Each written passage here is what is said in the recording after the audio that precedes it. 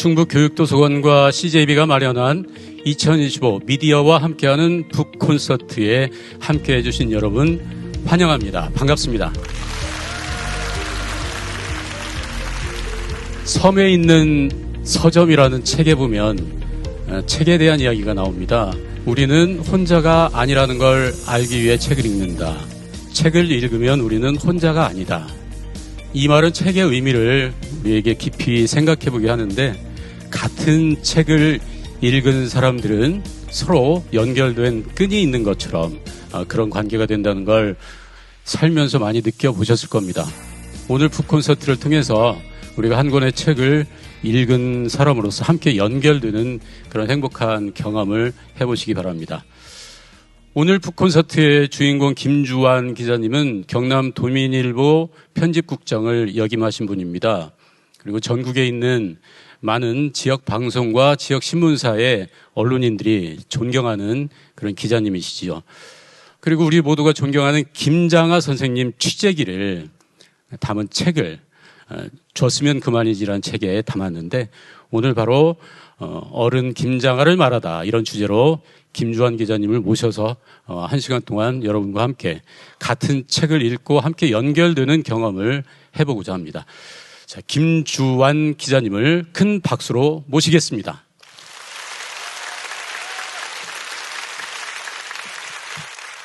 오늘 저는 김장하라는 한 어른에 대해서 말씀을 드리려고 해요.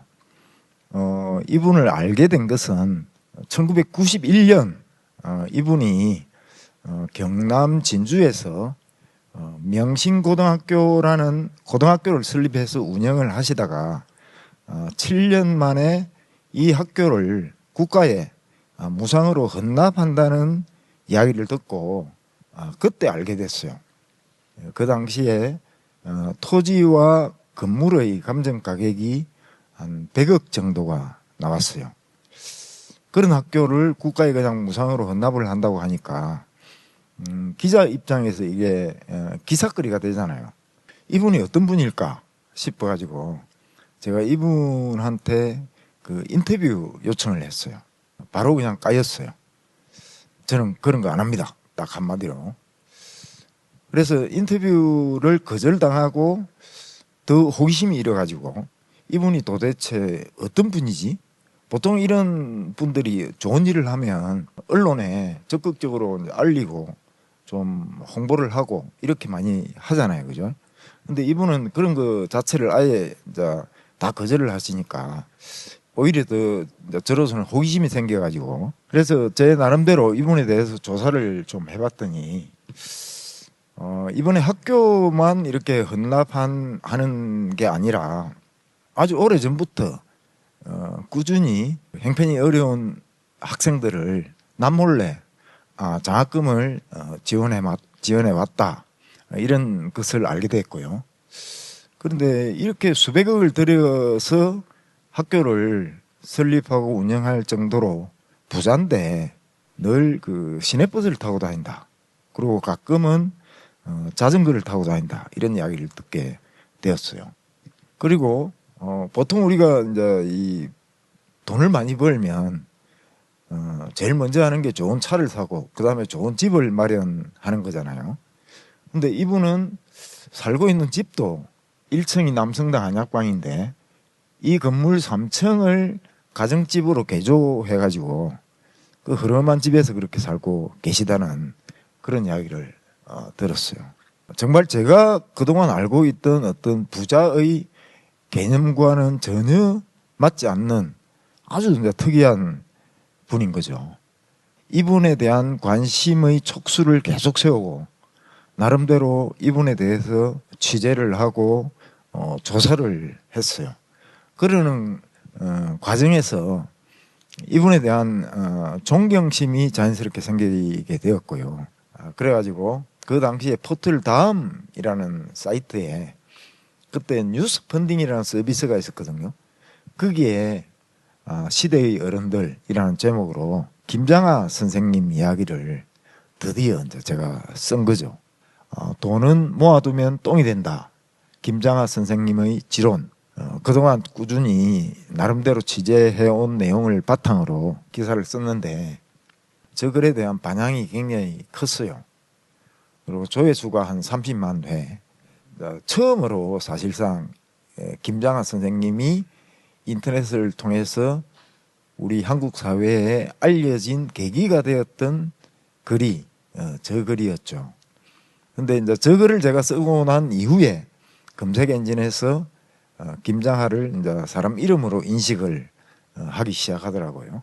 그리고 저 글이 계기가 되어서 그때 댓글이 한 수백 개 달렸는데 저도 김장하 선생님으로부터 이런 도움을 받았어요. 제가 김장하 선생님으로부터 장학금을 받고 다닐 수 있었어요. 뭐 이런 댓글들이 막 달리는 거예요. 그 댓글들을 막 추적해가지고 제가 메시지를 보내고 막 이래가지고 그때부터 취재를 할 수 있는 계기가 되었고요.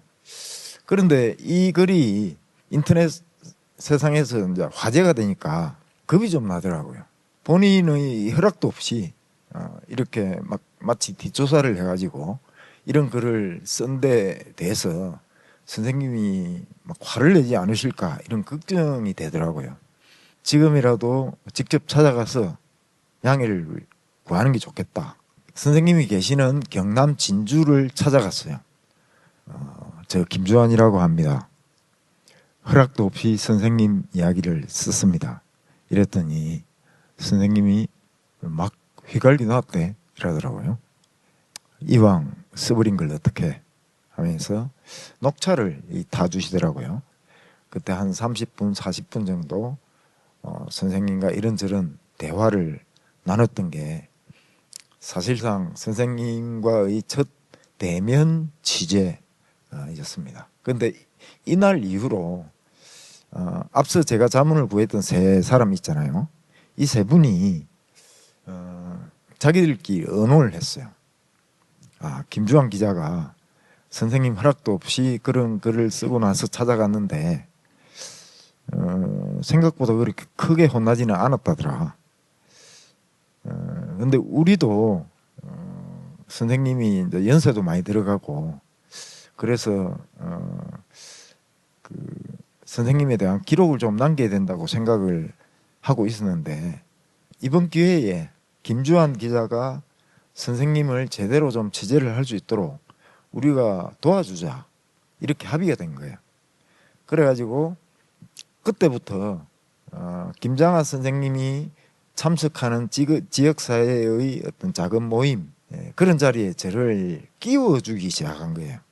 이런 모임이 열리면 이제 그분들이 저한테 미리 전화해가지고 야 내일 모레 뭐 이런 모임이 있는데 김장하 선생님도 참석하는데 니 올래? 이렇게 연락이 오면은 저도 가서 참석을 하고 이렇게 선생님과 접점을 계속 만들어 나가면서 나름대로 취재를 해보려고 했는데 문제는 선생님 지금까지 많은 학생들한테 장학금을 지원을 했는데 총 지금까지 지원한 장학생들의 숫자가 몇 명이나 될까요?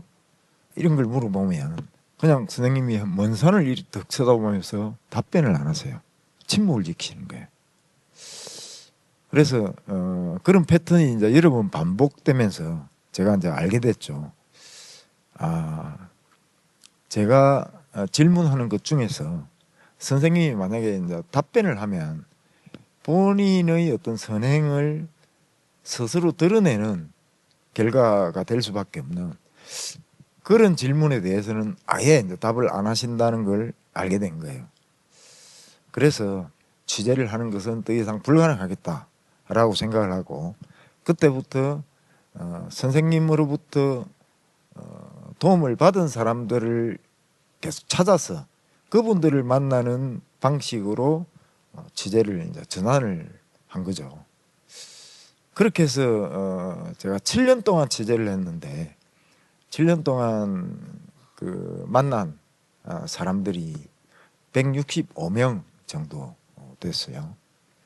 그러고 나서 2021년 제가 정년이 한 3년 남았는데 미리 좀 앞당겨서 퇴직을 했어요. 그동안 선생님을 취재한 내용을 다 모아가지고 그걸 모두 종합해서 책을 이제 쓰려고 퇴직을 한 거죠. 그렇게 해서 나온 게 어른 김장하라는 다큐멘터리와 줬으면 그만이지라는 책이 이렇게 이제 나온 거죠. 김장하 선생님은 사실 그 집안이 워낙 가난해가지고 중학교도 겨우 졸업을 하고 고등학교 진학을 못했어요. 그래서 고등학교에 친구들이 다니는 동안 자신은 경남 삼천포에 있는 한 한약방에 막내 종업원으로 들어가서 일을 했는데 김장하 선생님이 좀 남달랐던 게 독학으로 한의학을 공부를 했어요. 그리고 어깨너머로 한약사가 손님을 맞이하고 진맥을 하고 약을 처방하고 하는 모습들을 배워서 그 당시 전국 최연소로 18살 나이에 합격을 했죠. 그리고 그해 10월에 경남 사천 석거리라는 곳에서 남성당 한약방을 열었고요. 근데 처음에는 한약방의 장사가 영 안 됐다 하더라고요. 새파란 젊은 애가 한약사라고 앉아 있으니까 믿음이 안 갔겠죠. 그런데 한 3년, 4년이 넘어갈 무렵부터 점점 손님이 늘어나기 시작하더니 나중에는 한약방이 있는 사천을 넘어서 부산 쪽에서 막 손님들이 찾아오기 시작하는 거예요. 근데 그때는 이 핸드폰이나 인터넷도 없었는데 그때도 입소문이라는 게 굉장히 무서웠던가 봐요. 그래서 그 시절에 이미 1960년대에 그 은행에서 발급하는 번호표를 만들어서 배부하기도 했고요. 그래도 계속 손님이 늘어나니까 1972년도에 진주라는 인근 좀 큰 도시로 확장 이전 개업을 합니다. 요즘 뭐 식당에서 웨이팅 하듯이 줄 서서 기다리기는 어렵잖아요. 그죠? 그 한약방 뒤에 골목이 하나 있는데 그 골목에 다방이 2개가 있었어요. 그래야 번호표를 받은 사람들이 두 다방에 분산해서 올라가고 커피 한 잔 마시고 있으면 한약방에서 전화가 옵니다. 276번 오랍니다. 이러면은 진맥을 받고 이런 식으로 했다고 하고요. 그 다방이 있는 그 골목에는 아주머니들이 뭐 호박, 시금치 뭐 이런 걸 들고 와가지고 파는 어떤 자그마한 골목 시장이 형성될 정도였고요. 그래서 지금도 진주 시외버스 터미널 바로 옆에 보면 명성 한약방이라고 있는데 거기에 이영백 원장이라고 있어요. 자기 집에 손님들이 이제 점점 늘어나니까 이분들이 어디서 왔나 이야기를 들어보니까 남성당 한약방 갔다가 기다리기 귀찮아서 그냥 자기 집으로 온 손님들이 많더래요.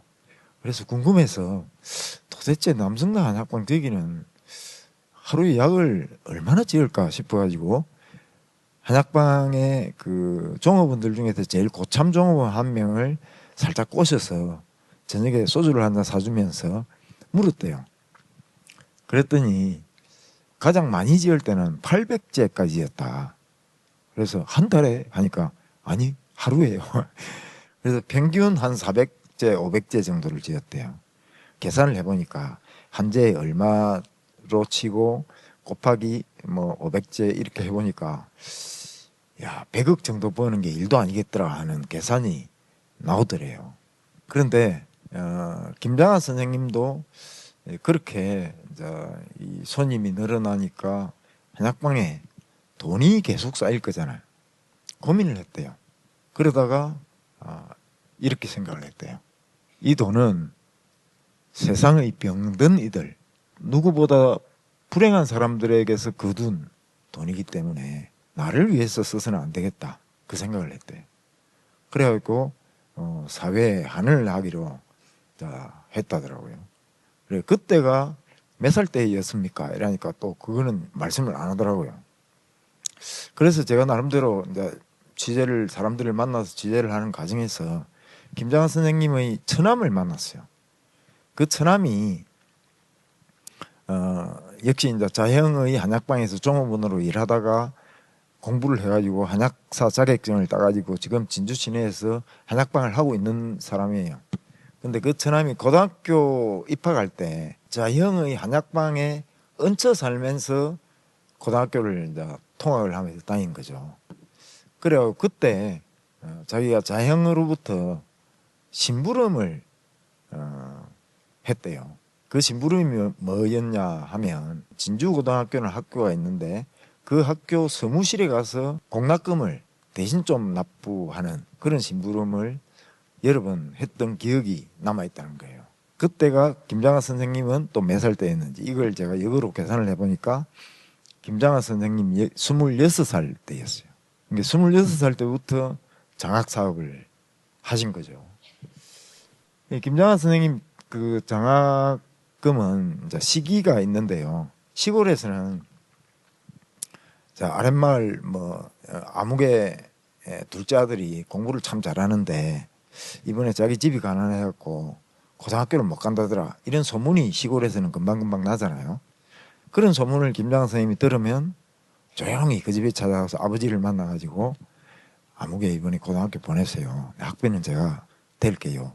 이런 식으로 해가지고 아름아름으로 장학생들 1명, 2명씩을 이제 지원하기 시작했던 거예요. 그러고 나서 1972년 진주로 이전하고 난 뒤부터는 진주 시내에 있는 고등학교에 찾아가가지고 이 학교 학생 중 그 공부는 계속 하고 싶은데 가정 형편이 어려운 학생이 있으면 남성당 한약방으로 추천을 해주세요. 그러면 제가 학비를 대겠습니다. 이래갖고 학교로부터 추천을 받아가지고 좀 더 체계적으로 장학생 지원을 하기 시작한 거예요. 그때 장학생으로 선발된 사람이 문행배 판사였습니다. 그래서 문 판사도 경남 하동 출신인데 하동군에서 공부 잘하기로 머리 좋기로 유명했대요. 그래갖고 하동에서 그 당시 가장 공부 잘하는 2명이 진주시 연합고등학교에 가가지고 1명은 진주고등학교 진학하고 문행배 판사는 대하고등학교 진학했는데 대하고등학교 들어왔을 때 이제 문행배 판사의 중학교 때 선생님이 야 행배가 진주에 있는 고등학교 갔는데 저희 집이 엄청 가난해서 이 애가 학교를 계속 다닐 수 있을지 모르겠다 걱정이 됐나 봐요. 그래가지고 자기가 진주에 있는 자기 아는 다른 교사한테 연락을 해가지고 우리 행배가 진주에 대하고등학교를 갔는데 그 애 좀 챙겨봐달라 이렇게 부탁을 해가지고 그 진주에 있는 선생님이 문행배를 때리고 김장하 선생님을 찾아가서 장학생이 된 거예요. 그런데 함께 그 진주고등학교로 갔던 문행배의 친구 역시 공부 잘하는 그 친구는 이제 김장하 선생님을 못 만난 거죠. 그래요. 그 친구는 고등학교 2학년 때 자퇴를 했대요. 그래서 문판사가 얼마 전에 만났을 때 그 이야기를 하더라고요. 만약에 그때 내가 김장하 선생님을 만나지 못하고 그 친구가 김장하 선생님 장학생이 되었다면 서로 운명이 바뀌었을지도 모르겠다 그런 이야기를 하더라고요. 근데 김장하 장학금의 특징이 좀 있어요. 보통 장학금은 보통 한 번 선정되면 한 번 일회성으로 장학금을 지급하고 끝나는 장학금들도 많잖아요.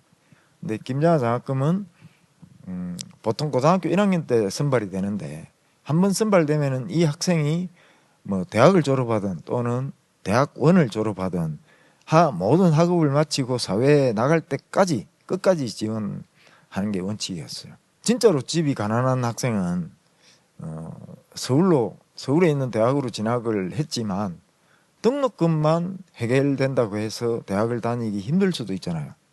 그런 학생들한테는 생활비까지 다 지원을 해줬어요. 그리고 제가 이제 장학생들 만나가지고 취재하는 과정에서 보니까 공고생이나 상고생, 실업계 여상 이런 학생들도 장학생이 꽤 있었는데 보니까 공고생 중에서는 제도기 구입비 이런 걸 받은 것도 있었고요. 그리고 수학여행비 또는 졸업 앨범비 이런 것도 다 지원을 받았고요. 또 좀 드문 케이스이기는 하지만 여학생 2명은 재수 시절까지 부산에 있는 입시학원을 다니면서 두 여학생이 함께 하숙을 하면서 재수를 하도록 이렇게 배려해 준 경우도 있었더라고요. 또 하나의 특징은 김장하 선생 그런 어떤 수많은 1000명이 넘는 장학생들 중에서 적어도 제가 만나본 장학생들 중에서는 선생님으로부터 장학금을 받으면서 단 한 명도 선생님으로부터 너 공부 열심히 해야 해 또는 너 나중에 커서 훌륭한 사람이 되어야 해 이런 말을 들어본 장학생이 한 명도 없다는 거예요.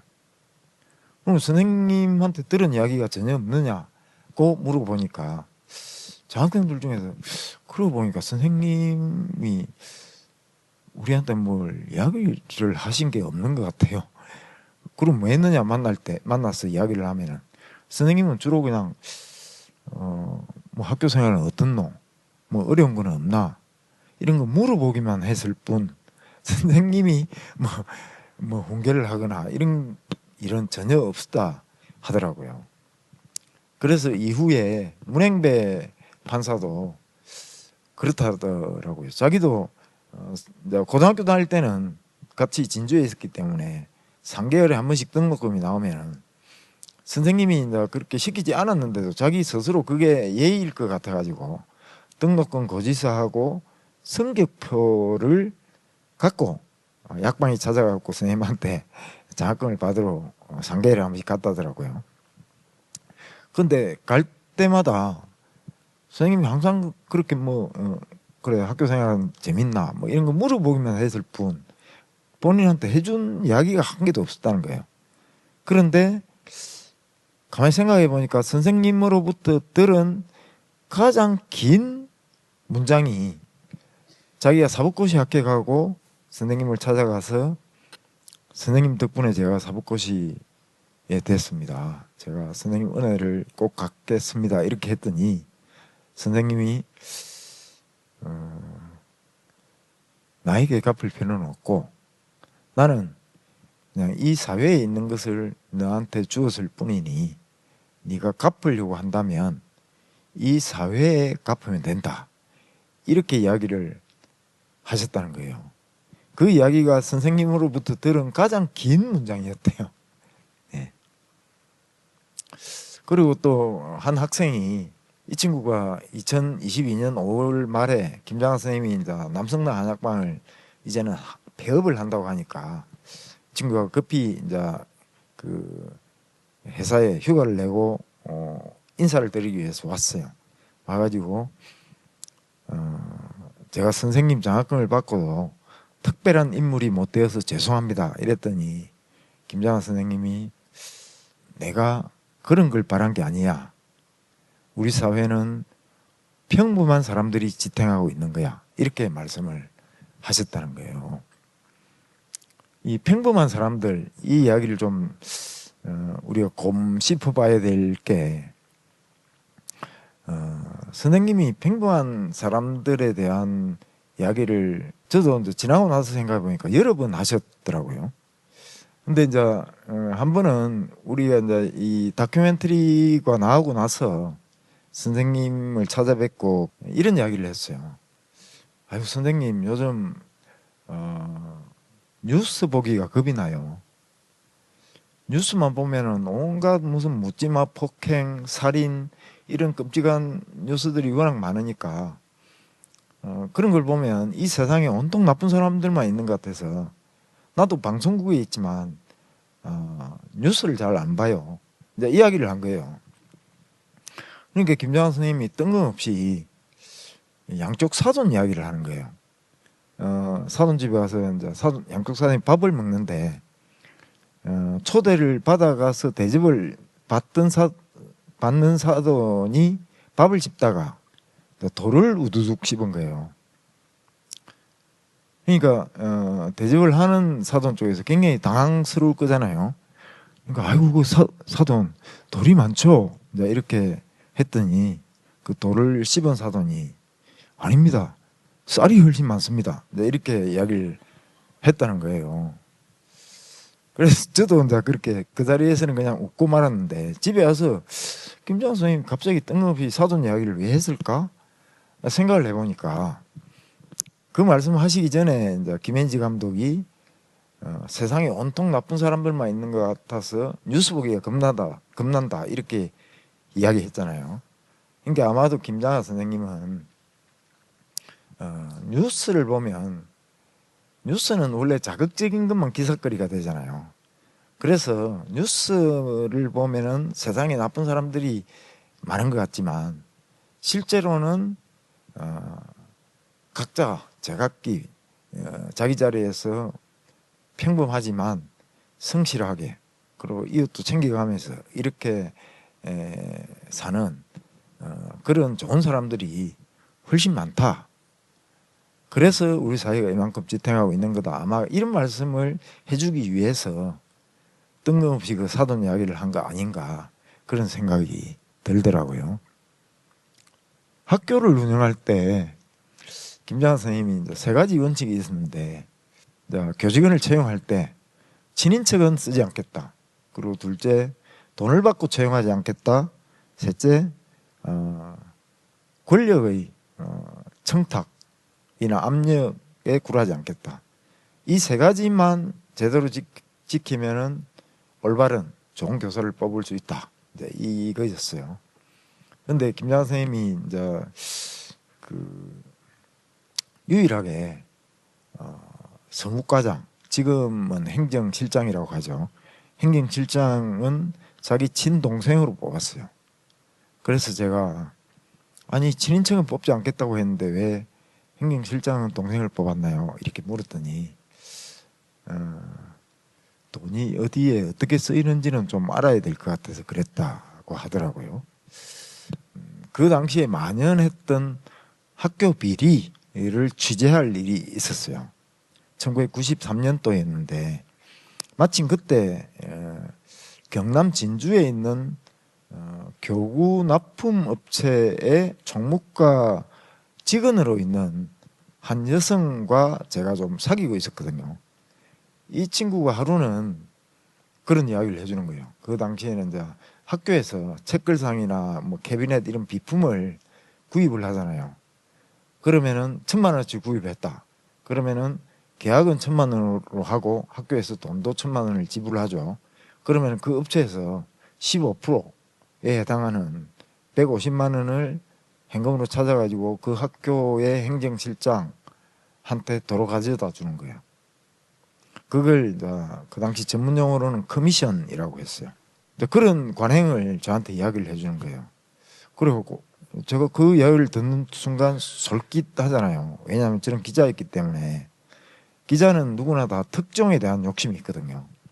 그래서 그걸 제가 기사를 쓰면 이건 특종이다 싶어가지고 혹시 그 증거가 있냐 이리 물었더니 그런 식으로 전달한 돈에 대해서는 공식 회계장부 말고 다른 장부에 다 써놓는데요. 그걸 이제 비밀장부 줄여서 빗장이라 하더라고요. 그래서 제가 그 장부 조금 복사 좀 해올 수 있나 이렇게 물었더니 복사를 해왔어요. 전체를 복사한 건 아니고 펼쳐갖고 딱 엎어서 이제 복사를 했기 때문에 2페이지 정도를 복사를 해왔는데 제가 그걸 보고 깜짝 놀랐어요. 왜냐하면 진주에 있는 웬만한 중고등학교 모든 학교에 다 그렇게 커미션이라는 돈이 전달된 사실이 빼곡하게 적혀 있더라고요. 그래서 제가 그 여자친구한테 이걸 보도 기사를 내가 써도 되겠냐 이러니까 고민을 하다가 쓰래요. 그래서 이걸 내가 기사를 쓰면 당신 회사의 사장은 구속될 수도 있고 당신이 다니는 회사는 문을 닫을 수도 있다. 그럼 당신은 실직하게 되는데 괜찮겠냐 이러니까 괜찮대요. 그래갖고 기사를 썼어요. 그래 이 경상남도 교육청이 생긴 이후에 제일 큰 학교 비리였어요. 한 6, 7명이 구속이 되고요. 뭐 적게는 몇백만 원, 많게는 몇 천만 원까지 돈 받은 사실이 드러나면서 검찰에서 그 당시 500만 원을 기준으로 정해가지고 500만 원 이하 받은 사람은 기소도 하지 않았어요. 도교육청에 징계 통보만 하고 500만 원 이상 받은 사람만 형사 기소를 했어요. 그럴 정도로 큰 사건이었는데, 근데 그때 진주 지역에 있는 거의 모든 중고등학교가 다 여기에 그 연루가 됐는데 명신고등학교만 없었어요.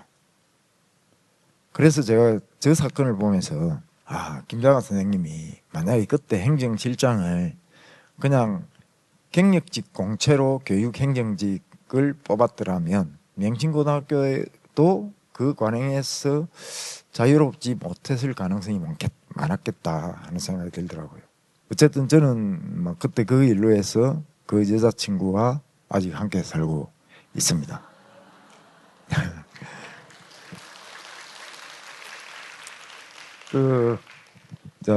학교를 헌납을 하면 학교가 공립으로 전환이 되잖아요. 그러면 학교에 있던 교직원들은 이제 공무원이 되거든요. 그래서 도교육청 관리국장을 불러가지고 도의원들이 물어요. 100% 다 고용승계를 합니까? 물으니까 교육청에서 네, 다 채용합니다. 이렇게 됐는데 김장하 선생님이 유일하게 한 명, 자신의 동생이었던 그 행정실장은 사표를 쓰게 해요. 그래서 명신고등학교에서 한 명만 딱 사표 쓰고 나왔어요.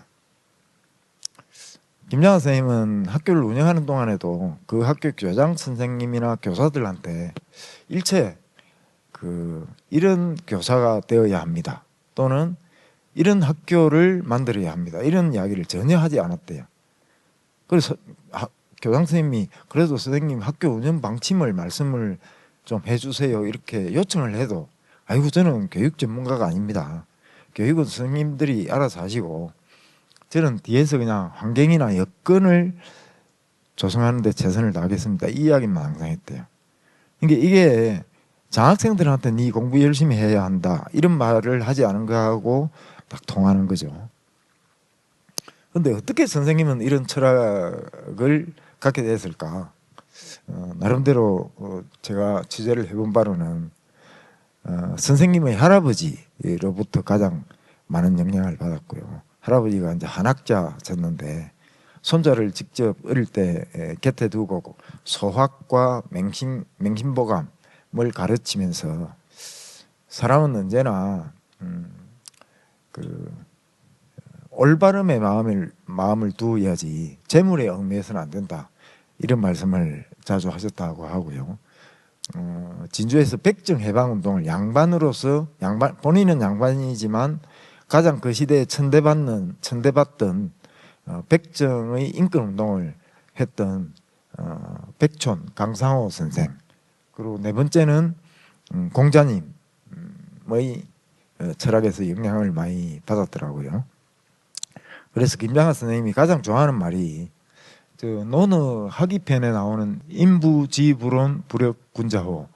예, 이제 남이 알아주지 않아도 서운해하지 않으면 그것이 군자가 아닌가 이런 뜻이에요. 그러니까 김장하 선생님은 평생 본인이 한 일을 남들이 알아주기를 바라지 않는 삶을 살려고 이제 노력했던 거겠죠. 제가 이제 선생님이 그동안 도움을 준 사람과 단체가 워낙 다양하잖아요.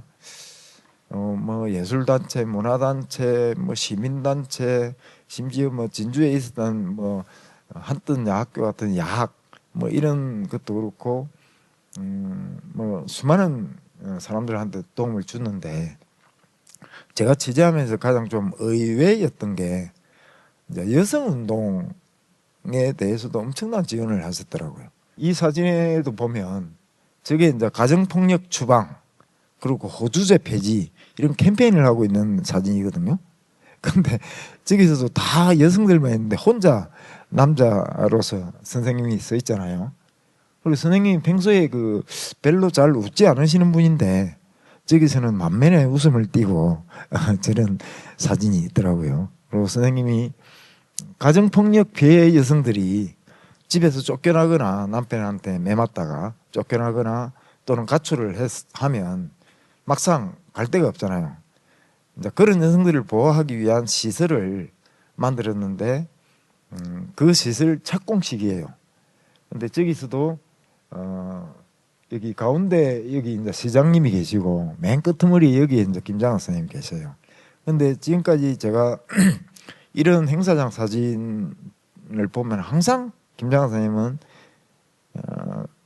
끄트머리에 앉아 계시더라고요. 그래서 제가 이제 이 사진을 제공하신 분한테 물었더니 김장학 선생님은 이사장님 이쪽에 앉으세요 하고 가운데 자리를 마련해도 선생님이 난 안 간다 하면서 항상 끄트머리로 가셨다 하더라고요.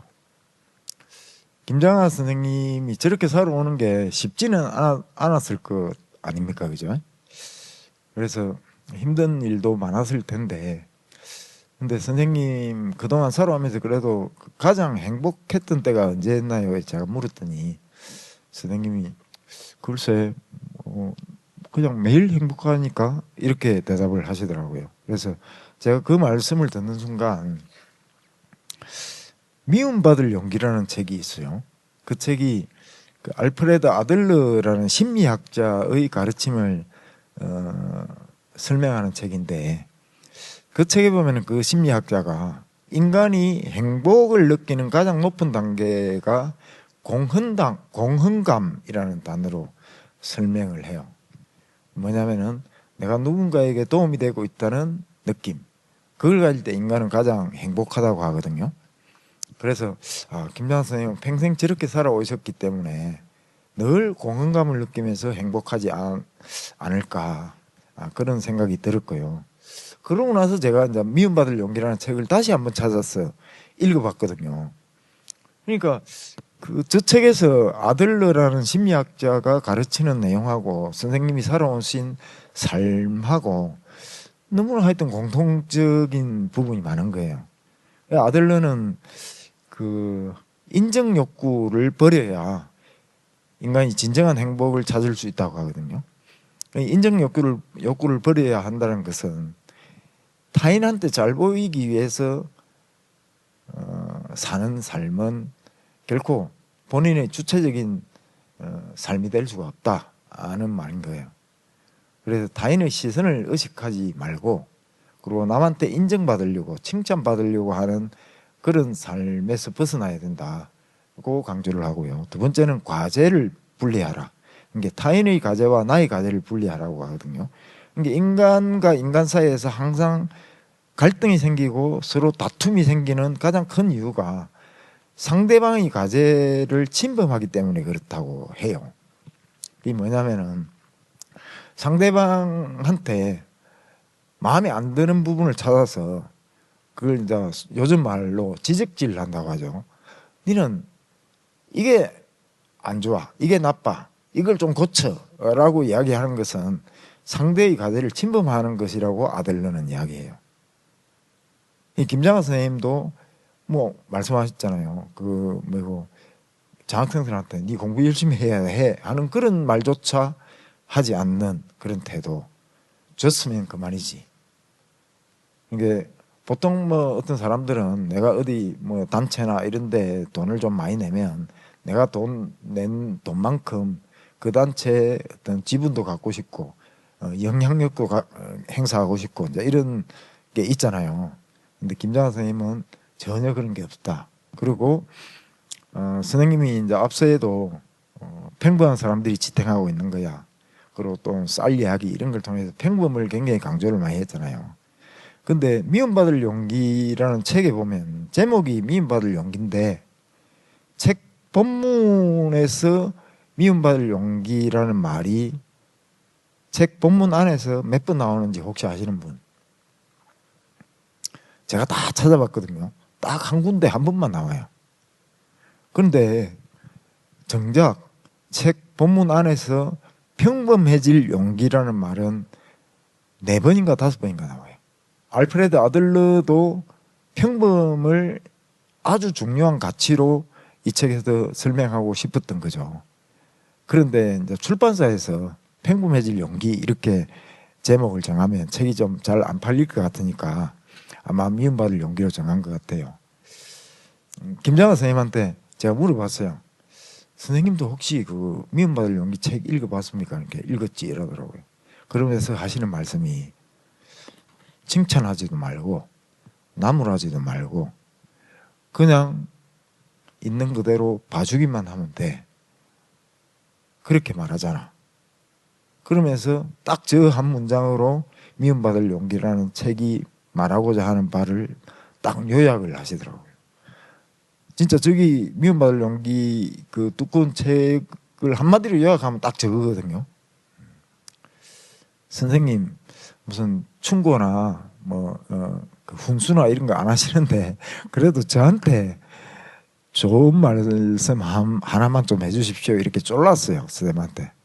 그랬더니 한참 계시다가 선생님이 저 한약 투약 기록기를 쭉 찢더니 저렇게 한자를 적어 주셨어요. 이게 뭐냐면 기소불욕 물시의인이란 말이에요.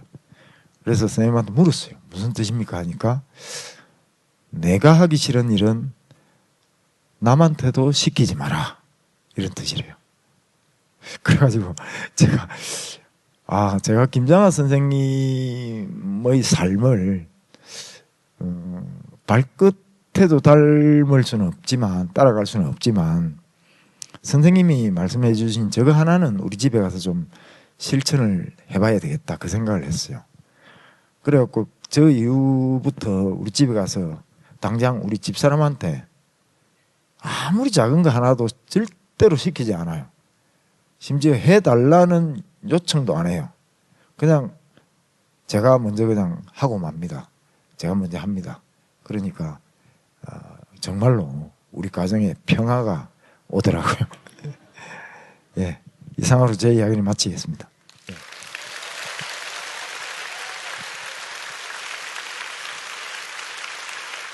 제가 김주환 기자님 말씀 들으면서 내내 들었던 생각이 어쩌면 저렇게 우리 김장하 어른과 김주환 기자님 느낌이 이렇게 닮았을까?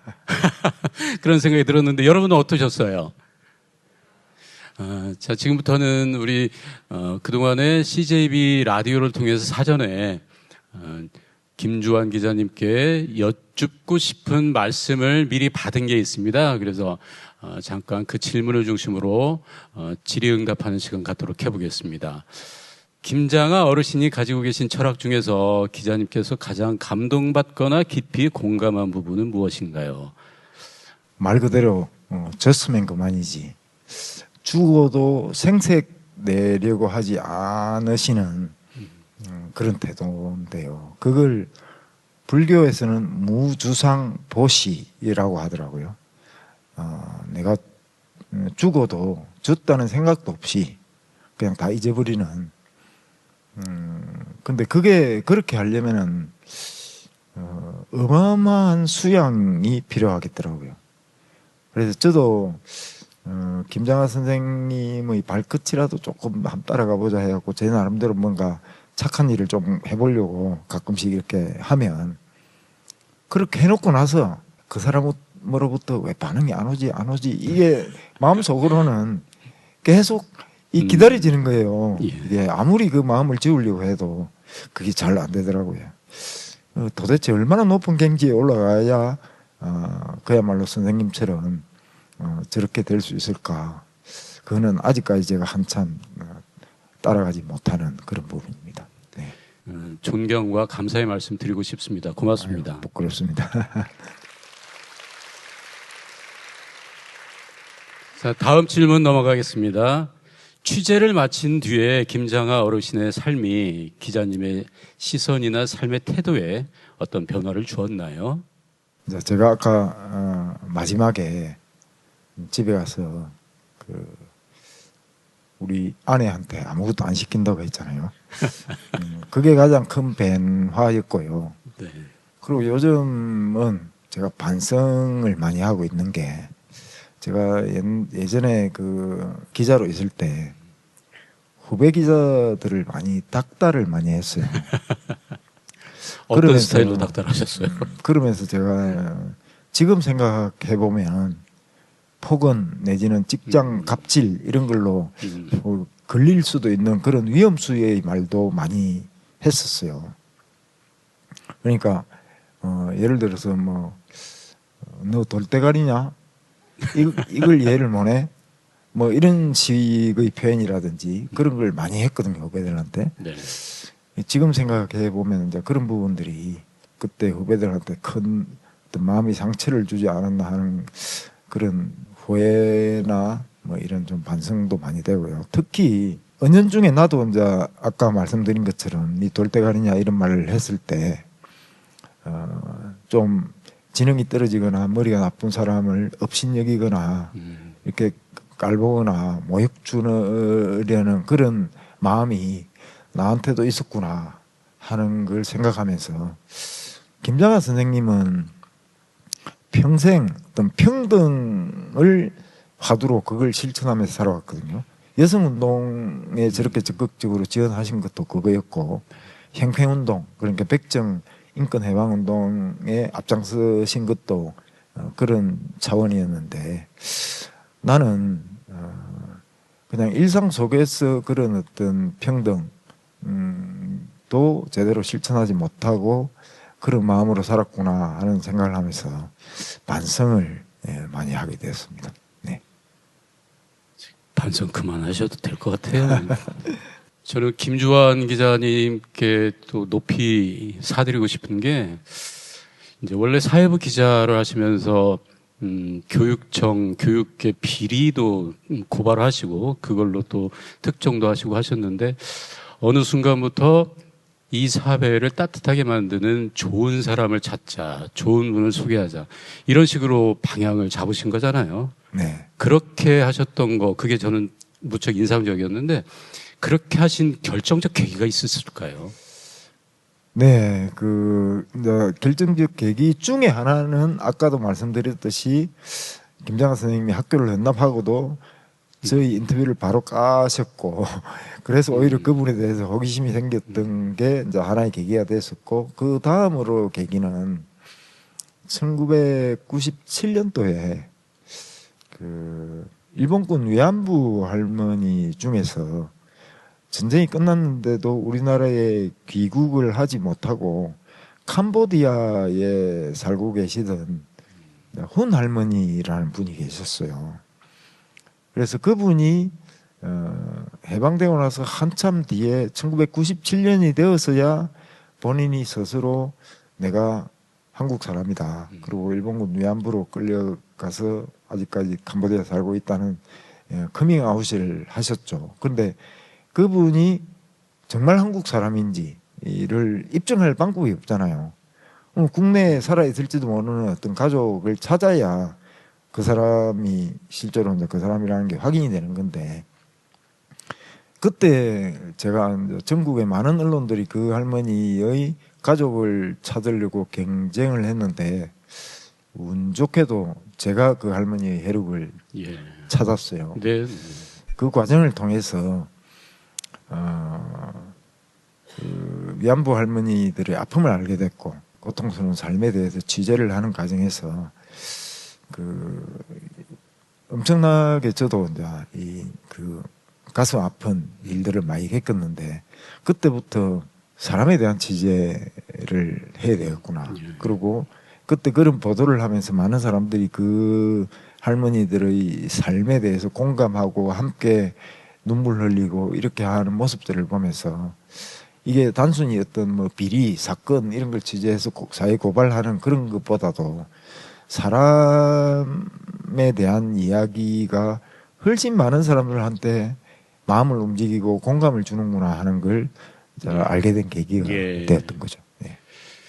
오늘 우리 북콘서트 이 시간도 꽤 긴 시간이었는데 무척 짧게 느껴졌고 모든 분들이 다 공감하면서 함께 몰입할 수 있었던 것도 바로 사람 이야기이기 때문에 더 공감이 큰 것 같습니다. 사실 많은 분들이 존경하는 어른 김장하 선생님 이야기를 듣고 싶어서 이 자리에 오셨습니다. 그런데 아마 느끼셨을 거예요.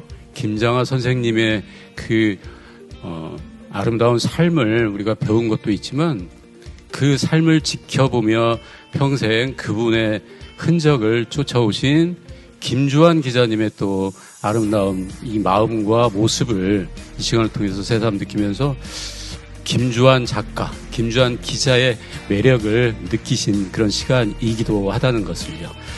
오늘 미디어와 함께하는 북콘서트 중국 교육도서관과 CJB가 함께 여러분께 마련해 드렸는데요. 훌륭한 시간을 채워주신 김주환 기자님께 감사드리며 이 시간 마무리하겠습니다. 여러분 고맙습니다.